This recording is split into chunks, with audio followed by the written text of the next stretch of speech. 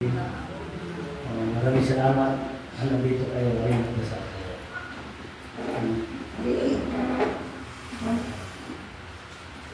Tuloy natin mamisay sa akin.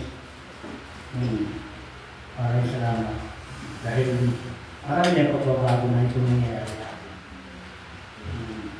Kahit na sinisipin tanda, kapit na tayo. O tayo bigyan. Kapit tayo ni Jesus. Ang dakilang mga ating tagaligtas. Dahil marami na nangyayari ay hindi karoon ng doon natin kailangan humili tayo kawawa, humili tayo kaluluwa natin sa sarili natin, kawawa natin sa ating mga kasamaan, mga pamilya. Gusto yung topic namin, hindi sa isang araw, kung paano iligtas sa mga namatay natin, kung namatay at iling yung mga kaligtasan nila. Tinanong sa akin kung anong dapat gawin. Ang sagot ko naman, kung gusto nyo pumili aking payo, binigay sa akin ng Diyos. At kung gusto nyo maligtas sa mga pamilya ninyo at mga patay ninyo, ang una-una ang gawin ninyo, maglinis kayo ng kalooban ninyo, yung mga gawain ninyo, linisan ninyo, at makibagay kayo sa mga tao at pamilya ninyo, at ituro nyo ang mga gandang asal sa pamilya ninyo. Bago tayo haharap sa Diyos, una-una, linisan natin ang kalooban natin, at ano man ang gusto ng bilin ng Diyos sa atin, ang para maligtas ang bawat isa sa atin, humilipin sa Kanya, ang kalooban natin dapat harap tayo sa Kanya ay malinis. Hindi basta-basta hiling ng hiling, ang karamihan dyan, hiling ng hiling. Hindi naman siya naglinis sa kalooban niya, ang gawa niya hindi maganda at hindi niya ninalis. Paano ka bibigyan ng Diyos? Dahil ang lahat yan sa Diyos ang nagsimula, ang Diyos ang magtatapos. Dahil lahat yan sa Kanya, lahat yan nandito sa mundo, ibabaw sa atin. Wala tayong may-ari kahit isang kusing dito sa lupa. Wala tayong dala bumaba dito sa lupa. Kung kukunin tayo, wala pa rin tayong dala patungo sa Kanya. Yung hawak mo ngayon, masinso ka man, binigyan ka ng Diyos ng paspas at binigyan ka ng lahat ng lumo binigay sa iyo. Ibig sabihin, ang lahat ay nilingin nyo at maganda ang iyong gawain. Ang lahat ang inyong mga gawain na maganda, maganda rin ang papulugan para sa iyo. Huwag natin sayangin ang panahon nandito tayo dahil lahat yan hiram lang natin sa Diyos. Mayroon din mga iba, noon mahirap siya. Isang kain sa tuka at minsan kumakain siya sa mga kaibigan niya, sa kapitbahay, sa mga barak, lahat ng minsan isang beses ka kumain sa bahay. Noon, ang panahon yun, marami ka kaibigan at nagsasalo sa iyo. Tama, hindi. Ngayon, hindi lahat. Meron. Ngayon, at hiling siya sa Diyos at humingi siya para siya ay magbago at magbago ang sarili niya, bago ang buhay niya, dahil sumunod siya. Anong kagustuhan ng Diyos? Sumunod niya. Ngayon, sinunod niya. Ang sabi ng Diyos, simula ngayon at bibigyan kita ng karunungan kung paano kayo umunlad. Sa Diyos pa rin yun. Hindi dahil sa atin, sa Diyos pa rin. Ngayon, bibigyan ka umunlad. Ito gawin mo. Dahil parang naisip mo, mga dito, dahil mabilito, dito tayo kayo magsimula umasinso. Dahil ang Diyos nagbigay ng basbas at karunungan sa iyo. Ngayon, binibigyan ng kagustuhan ng loob at binigay at ang mga pangarap mo ay naging tagumpay. Ngayon, pag tagumpay, nag-iba na ang ugali mo. Hindi dati ng ugali mo binigyan ka, no? Hindi ka ba binigyan at ang ganda-ganda ng iyong ugali. Ngayon, kung masinso ka, yung pinanggalingan mo, nakalimutan mo na. Ang gusto mo, ang kaibigan mo, yung may kaya. Yung pinanggalingan mo, di mo alam kung saan ka pinanggalingan, doon ka munlad na labat yan. Huwag mo siyang bitawan, huwag mo siyang iwanan. Kailangan mo dagdagan, huwag mo siyang bawasan. Dahil kung di na sa kanila, wala ka ngayon. Dahil ang kaibigan, huwag nating kalimutan. Tandaan ninyo, kung nakalimutan mo ang dati yung mga kaibigan, hanap ka na ng iba, hanap ka ng iba, baka doon ka mapapahama. Yung tunay mo kaibigan, kailangan mo siya na alam niya ang ugali mo, alam mo na rin ang ugali niya. Kung hanap kayo ng bago, hindi nyo alam, mga hanapan nyo, magpapahamak din sa inyo. Amen? Ano sa pala kayo? Tama ba yung mensahe sa akin? Patungo sa inyo ngayon? Ay hindi.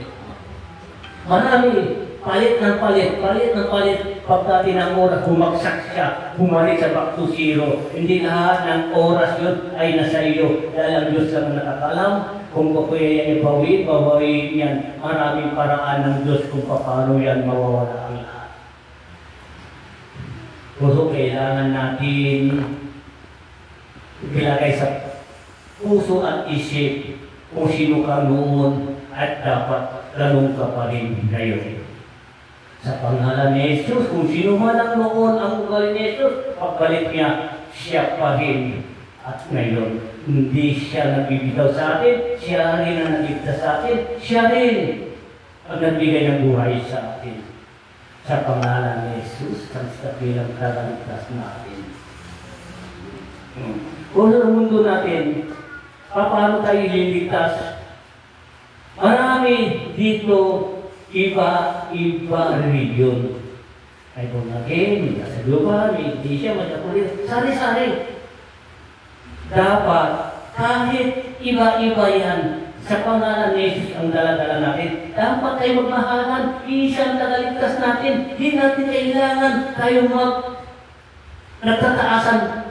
Kami ang ligtas. Ang siya, silang ligtas, ang bawat isa. Lahat kayo niligtas kung magkakaisa kayo. Kung paano kayo ililigtas ng Diyos, kung paano kayo pipiliin. Hindi bawat isa sa inyong pipiliin. Haharap tayo ng Diyos, sabi ng Diyos, ano ang nagawa mo dito sa lupa? Ano ba ang nagawa niyo sa lupa? Ano ba ang pinasukan mo religion? Ikaw, kayo lahat. Anong religion ang pinasukan? Sino ba ang tunay ng pangalan ang mga dinadala ninyo, ang tagaligtas ninyo? Hindi ba? Jesus kayo lahat. Bakit kayo nagtatalo?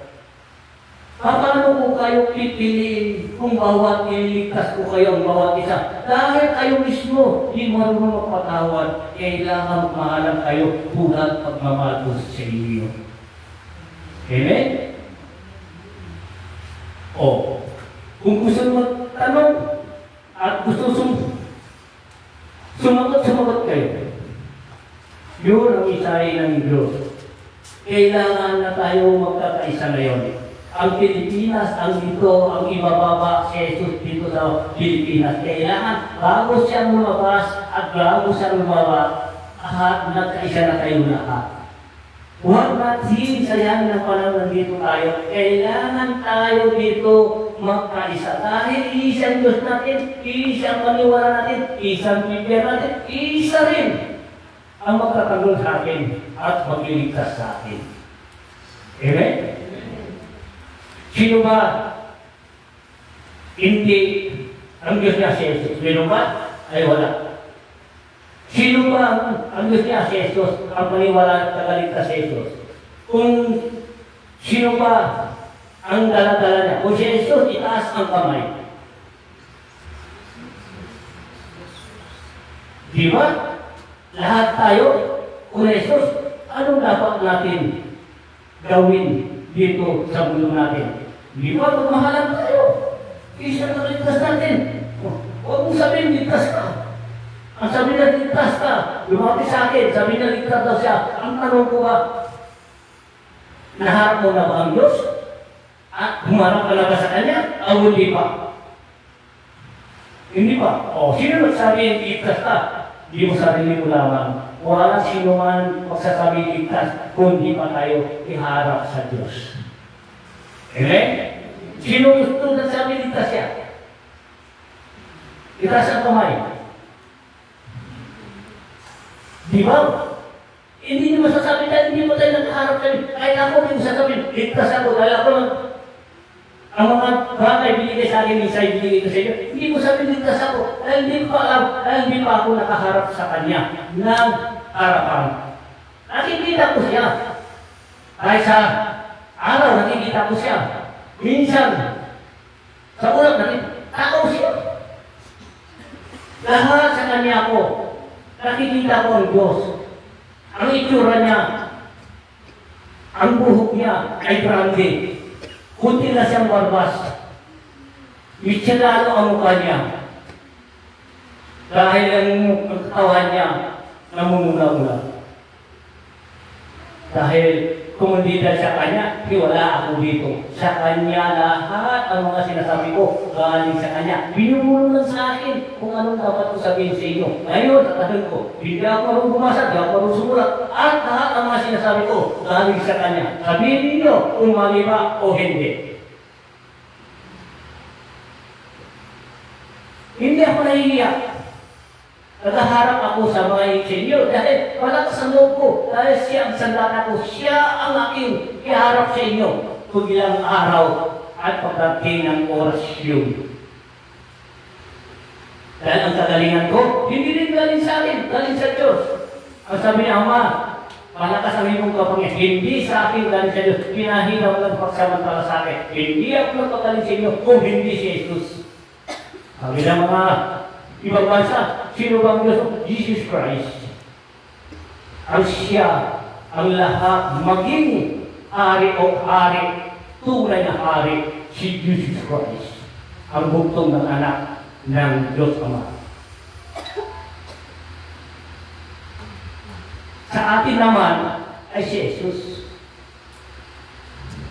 Di ba? Lahat na mga nilibyo natin, ano bang mensahe sa kanila ng Diyos?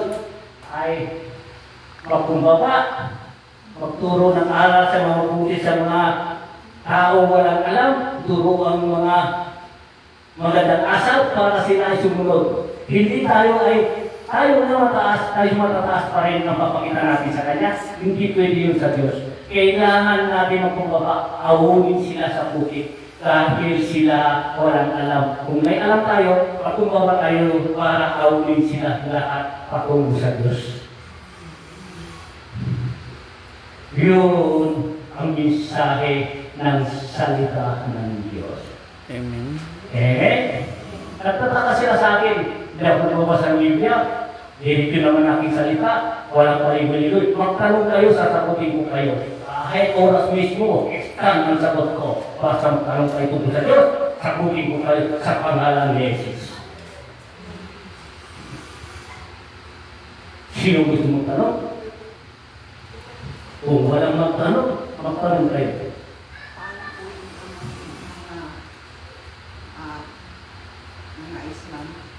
Yung Islam, iba ang kanilang ang paniniwalaan. Iisa rin si Jesus. Sabi si Jesus, kasarin na sa ala. Dahil iisa rin, ang kapangyarihan nila, pangyarihan natin, iisa ang kawak natin, pag-ibig. Pag-ibig din ang tunay na Islam.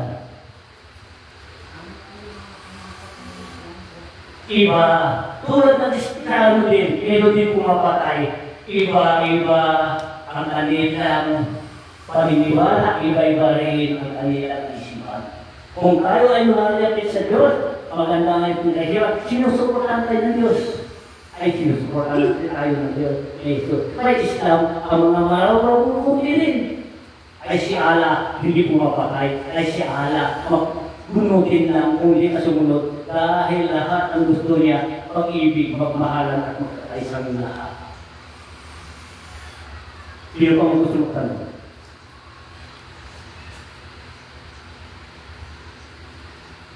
Dahil lahat isa ang binaba dito. Nagkalat na yan, iba-iba na ang ating wika. Saan galing si Jesus Christ? Israel. Saan siya pinanganak? Naging nagkatawang tao. Sa mundo natin, siya sa Israel tayo sa Pilipinas. Iisa ang ating hangarin kung paano natin siya makilala. Dahil magkakakilala siya, dahil maraming gusto makilala sa ano ba yung ng Diyos Ama? Ang Diyos Anak. Siya ang Ama ng Anak at siya pa rin. Pagdating ng Holy Spirit, wala siyang, hindi siya pinanganak dito sa lupa. Bumaba siya, may katawan na. Yun ang malaga sa Jesus, pinanganak, nagkatawan tao. Ang Holy Spirit at bababa, may katawan na. Ang siya, ang liwanag. Dala-dala niya ang pag-ibig. Kung ano man ang dala niya, anong gawain ni Jesus, ganun din ang gawa ng Holy Spirit. May araw, may gintong araw, may paspas, may tubig, may lahat ng bagay na nagsasay ni Jesus ay dala-dala niya. Amen. Amen? Hindi ba sabi nila, kung ano man ang gawain ng Ama, ganun din ang gawain ng anak. Kung ano man ang kayamanan ng Ama, ganun din ang kayamanan ng anak. Dahil mamana sa anak.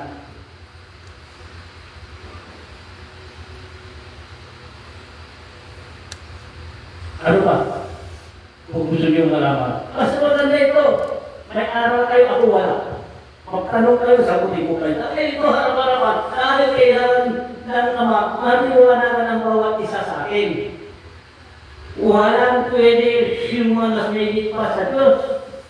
Lahat ang magkumbaba, ang Diyos ay nasa Kanya. Amen? Sino pa?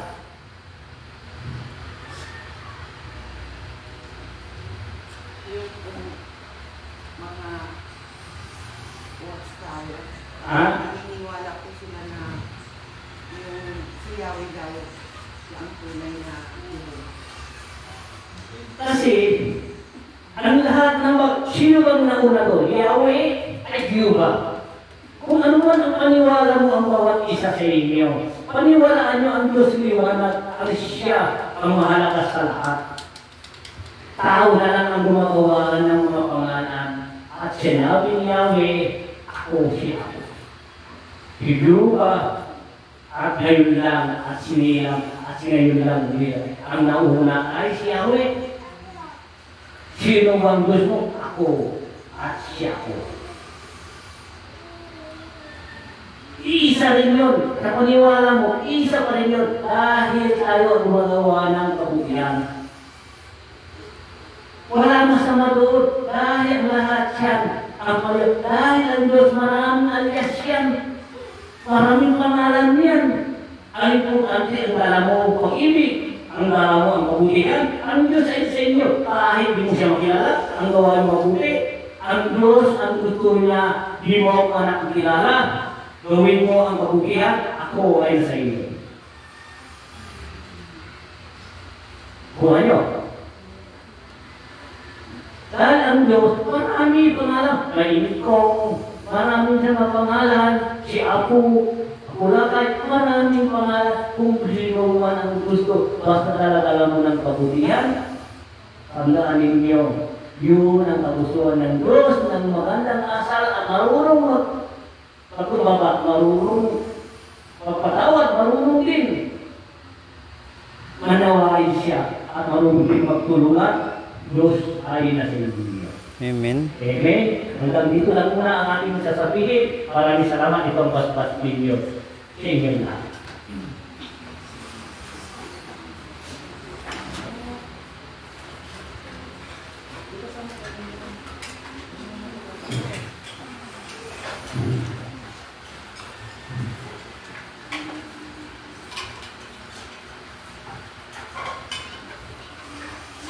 Kamukas nandito tayo.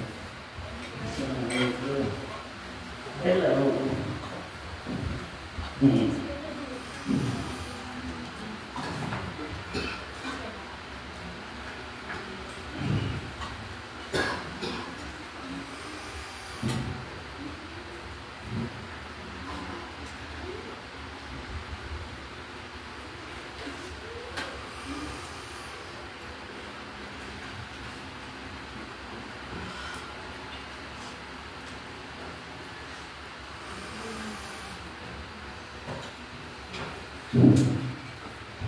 Ito, kasi naka-live tayo. Ito, ang sabi ng ama sa akin, pagkalakpak siya sa inyong lahat. Kahit sino man ang pumunta dito ay freedom, ang kanya mga speak ay magkumbaba. Huwag magmura, huwag magusga ang gusto ng ama, pag-ibig ng bawat. Sa akin, anong religion pwede makasok dito? Basta pag-ibig ng dala niya, para tungkol salita ng sa Biblia ng Diyos, kapayapaan at pakumbaba, pwede sila magsalita dito. Dito, ang pag-ibig ay freedom sa lahat.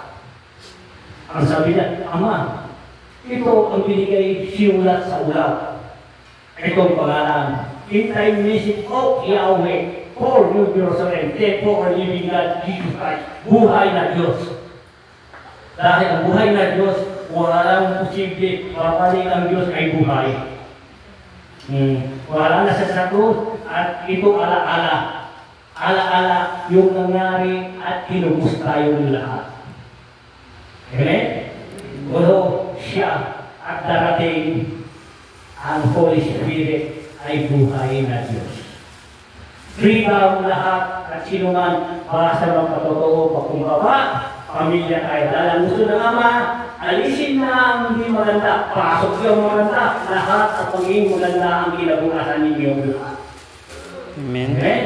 Ayaw niyo yun. Iniwanan kayo lahat. Dahil wala nang masama. Dahil alisin ang masama. Dahil magkaisa na tayo. Pag-ibig na natin.